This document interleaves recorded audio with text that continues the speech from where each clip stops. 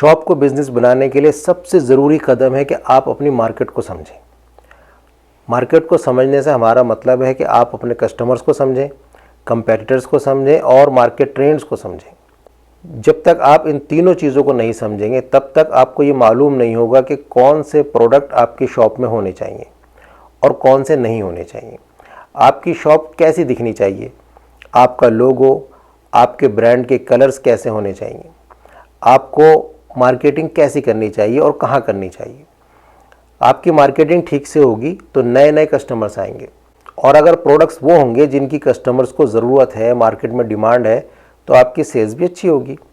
तो चलिए शुरू करते हैं, कस्टमर्स को समझने की कोशिश करते हैं। वैसे तो आपके पास हर तरह के कस्टमर्स आते हैं, लेकिन क्या आपने कभी सोचा है कि आपके बेहतरीन कस्टमर्स कौन हैं? आपके बेहतरीन कस्टमर्स वो हैं जो आपके प्रोडक्ट सबसे ज़्यादा ख़रीदते हैं। वो गिनती में कम हो सकते हैं, लेकिन आपकी ज़्यादातर सेल्स इन्हीं कस्टमर्स से आती है। तो सारे कस्टमर्स को समझने के बजाय सिर्फ अपने बेहतरीन कस्टमर्स को समझने की कोशिश करते हैं। इन कस्टमर्स की एक लिस्ट बनाइए। अपने सारे कस्टमर्स में से तकरीबन 20% कस्टमर्स निकालिए जिनसे आपकी करीब करीब 80% सेल्स आती है। इस लिस्ट में उनके नाम, कॉन्टैक्ट डिटेल्स के साथ साथ कुछ और इन्फॉर्मेशन भी कलेक्ट करनी है। उनकी age, gender, income, education, occupation और उनकी लोकेशन। जब ये लिस्ट तैयार हो जाए तो इन्हें ग्रुप्स में बांट दें ताकि आपके काम आसान हो जाए। ग्रुप्स में कैसे बांटा जाता है ये देखते हैं। एज के हिसाब से कस्टमर्स को 5 ग्रुप्स में बांटते हैं। पहला ग्रुप है चिल्ड्रन, इसमें 12 साल से कम उम्र के बच्चे आते हैं। दूसरे ग्रुप को टीनेजर्स कहते हैं, इसमें 13 से 19 साल की उम्र वाले आते हैं। तीसरा ग्रुप 20 से 35 साल वालों का है, इस ग्रुप को यंग एडल्ट्स कहते हैं। 36 से 55 की उम्र वालों को एडल्ट्स कहते हैं और 55 से ऊपर वालों को सीनियर्स कहते हैं। तो यह है एज के हिसाब से 5 groups: children, teenagers, young adults, adults and seniors. Customers को इन एज ग्रुप्स में इसलिए बांटते हैं कि आप ये देख सकें कि आपके कस्टमर्स जिस एज ग्रुप के हैं उस एज ग्रुप के लोग कौन कौन से प्रोडक्ट्स यूज़ करते हैं जो आप प्रोवाइड करा सकते हैं, या अपने प्रोडक्ट्स में चेंजेस करके उनके लिए ज़्यादा सूटेबल बना सकते हैं। आपकी मार्केटिंग भी इन्हीं ग्रुप्स के हिसाब से होती है। इससे आपके प्रोडक्ट ज़्यादा बिकते हैं और आपकी सेल्स बढ़ती है। मिसाल के तौर पर हम ये मान लेते हैं कि आपके कस्टमर्स एडल्ट्स ग्रुप में आते हैं। एज ग्रुप के बाद जेंडर के हिसाब से ग्रुपिंग करें, यानी मेल या फीमेल। मेल ग्रुप की अपनी ज़रूरतें होती हैं और फीमेल ग्रुप की अपनी होती हैं। हम मान लेते हैं कि आपके ज़्यादातर कस्टमर्स मेल हैं, तो यहाँ तक आपके पास आपके कस्टमर्स का एज ग्रुप मिल गया और जेंडर ग्रुप मिल गया, यानी एक मेल एडल्ट। अब देखते हैं इनकम के हिसाब से कितने ग्रुप्स हैं। इनकम के हिसाब से भी कस्टमर्स को 3 ग्रुप्स में बांटा जा सकता है। पहला ग्रुप उन लोगों का है जिनकी इनकम कुछ ज़्यादा नहीं है, बस गुजारा होता है। इनको लो इनकम ग्रुप कहते हैं। दूसरे ग्रुप को मिडिल इनकम ग्रुप कहते हैं।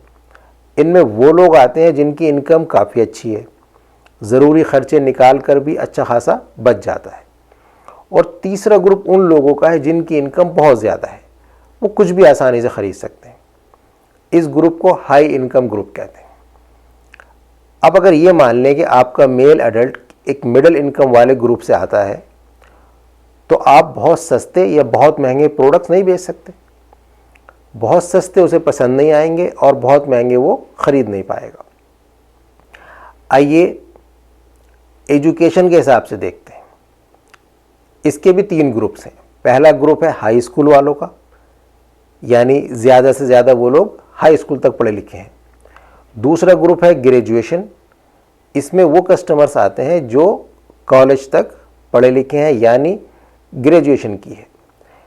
तीसरा ग्रुप उन लोगों का है जिन्होंने हाई एजुकेशन हासिल की है, ग्रेजुएशन से भी आगे की डिग्रीज हासिल की है। इस ग्रुप को पोस्ट ग्रेजुएशन ग्रुप कहा जाता है। अब ये मान लेते हैं कि आपका कस्टमर ग्रेजुएशन ग्रुप में से है, तो आपका कस्टमर एक मेल एडल्ट है जो मिडिल इनकम वाली फैमिली से आता है और ग्रेजुएशन कर चुका है। अब आगे बढ़ते हैं। हमारा अगला ग्रुप है ऑक्यूपेशन का, यानी काम के हिसाब से ग्रुपिंग। ऑक्यूपेशन के हिसाब से भी 3 ग्रुप्स हैं। पहला ब्लू कॉलर जॉब्स वाला, यानी वो लोग जो ज़्यादातर टेक्निकल काम करते हैं, फील्ड में होते हैं। दूसरा वाइट कॉलर जॉब वालों का, ये लोग अक्सर ऑफिस के काम करते हैं, एडमिनिस्ट्रेशन वगैरह। और तीसरा बिजनेस ओनर्स, जो लोग अपना खुद का कारोबार करते हैं। यहाँ एक बात समझ लीजिए कि कोई काम अपने आप में छोटा या बड़ा नहीं है, सब अपना अपना रोल प्ले करते हैं।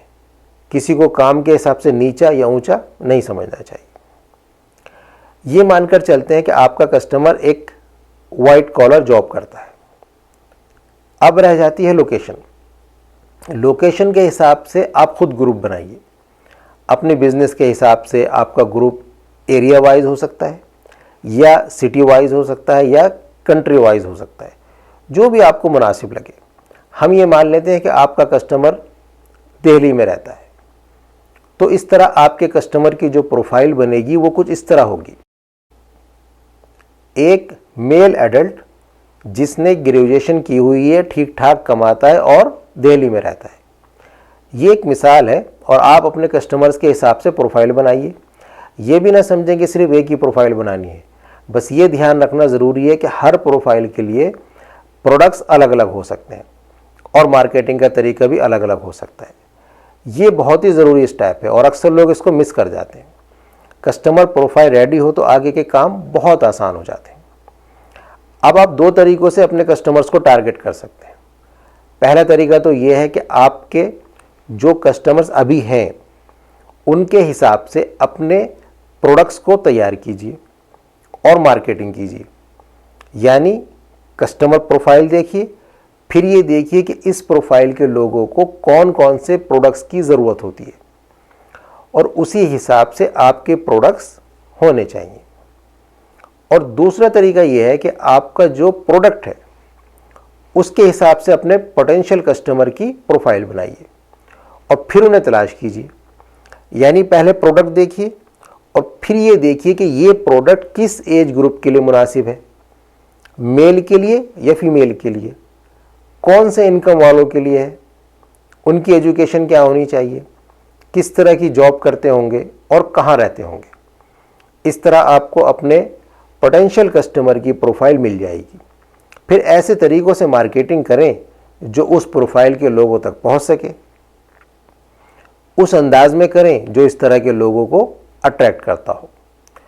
पोटेंशियल कस्टमर उनको कहते हैं जिन्होंने आपका प्रोडक्ट अभी तक यूज़ नहीं किया, लेकिन आपका प्रोडक्ट इन लोगों की ज़रूरतों को पूरा कर सकता है और उम्मीद है कि ये लोग आपका प्रोडक्ट ज़रूर ख़रीदेंगे फ्यूचर में। कस्टमर प्रोफाइल बन गई तो बहुत सारी दूसरी चीज़ों को समझना आसान हो जाएगा, जैसे कि इस तरह की प्रोफाइल वालों का लाइफ स्टाइल क्या होता है, उनकी ज़रूरतें क्या होती हैं, उनका किस चीज़ में इंटरेस्ट होता है, उनके ख़रीदने के तरीके क्या हैं, वो कब ख़रीदते हैं, क्यों ख़रीदते हैं और कैसे ख़रीदना पसंद करते हैं। इस वीडियो में हमने कस्टमर्स को समझने की कोशिश की है। चलिए अगली वीडियो में कंपेटिटर्स को समझने की कोशिश करते हैं। Thank you for watching. See you soon. Good bye.